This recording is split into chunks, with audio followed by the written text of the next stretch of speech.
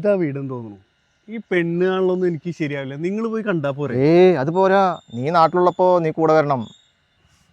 എന്നാ പിന്നെ അമ്മായും കൂടി കൂട്ടായിരുന്നു. പെണ്ണിന്റെ വീട്ടുകാർ എന്തെങ്കിലും ചോദിച്ചാൽ തള്ളി മറിക്കാൻ ഒരാൾ വേണ്ടേ? അതിന് അമ്മയ്ക്ക് പനിയായ കാരണല്ലേ. നീ ഒട്ടും കുറയ്ക്കണ്ട, തള്ളി അങ്ങോട്ട് മറിച്ചോ. എന്തായാലും പോയി നോക്കാം.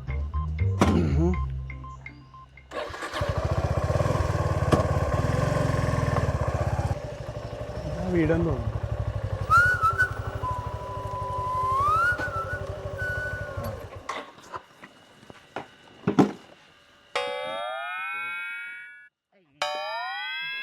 വരൂ വരൂ വരൂ.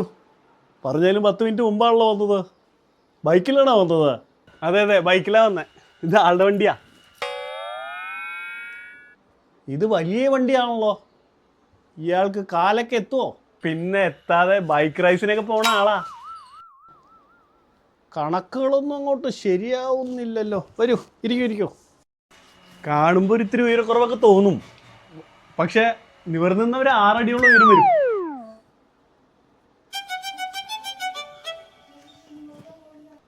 അതുപോട്ടെ, ഞാൻ പരിചയപ്പെടുത്താൻ മറന്നു. ഞാൻ പെണ്ണിൻ്റെ വകയുള്ള ഒരു അമ്മാവനായിട്ട് വരും. ആട്ടെ, ചെറുക്കൻ എന്താ ജോലി എന്നാ പറഞ്ഞേ?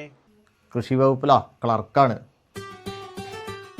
ഇനി ചായ കുടിച്ചിട്ടാവാം ബാക്കി സംസാരം. ശാരദേ, കുട്ടിയോട് ചായ എടുക്കാൻ പറയാ.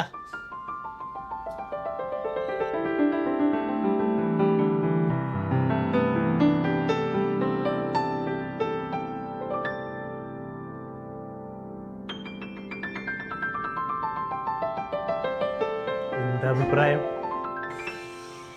എനിക്കിഷ്ടമായി. ആലോചനകൾ ഒരുപാട് വരുന്നുണ്ട്. അവൾക്കാണെങ്കിൽ ഒന്നും ഇഷ്ടാവില്ല. അതാണ് കല്യാണം കുറച്ച് നീണ്ടുപോയത്. അതിഷ്ടായിണ്ടാവും, മുഖം കണ്ടറിഞ്ഞൂടെ?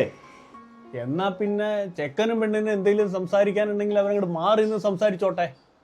അതെ അതെ അതെ, അതാണ് അതിന് ശരി. മോളെ, ഓൾ ദി ബെസ്റ്റ്. അല്ല, പയ്യന്റെ അമ്മാവൻ എവിടേക്കാ? അമ്മാവനോ? അയ്യോ, ഇതാണ് ചെക്കൻ, കൃഷി വകുപ്പിലെ ക്ലർക്ക്. അപ്പൊ താനാരാ? ഞാൻ കരുതിയത് താനാ ചെറുക്കന്നാ. ഞാൻ ആളുടെ കസിനാ. ഞാൻ ഗൾഫിലാ. എനിക്ക് കല്യാണാലോചന തുടങ്ങിയിട്ടില്ല. ഇതിപ്പോ ആകെ കൺഫ്യൂഷൻ ആയല്ലോ. ഒരു മിനിറ്റ്, ഞാൻ അകത്ത് പോയി സംസാരിച്ചിട്ട് വരാം. നിന്നോട് ഞാൻ അപ്പോഴേ പറഞ്ഞത് വരണ്ടാന്ന്. എപ്പോ? ഞാൻ 1000 പ്രാവശ്യം പറഞ്ഞാ വരുന്നില്ല എന്നെ നിർബന്ധിച്ചു കൊണ്ടുവന്നല്ലോ. എന്തായി? പെണ്ണിന് ചെക്കനെ ഇഷ്ടപ്പെട്ടോ? അതിലൊരു ചെറിയ പ്രശ്നം, അവൾക്ക് മീശയുള്ള ആൾക്കാരെ അത്ര താല്പര്യമില്ല. ഇതാണ് പ്രശ്നം. ഇപ്പൊ ശരിയാക്കി തരാം.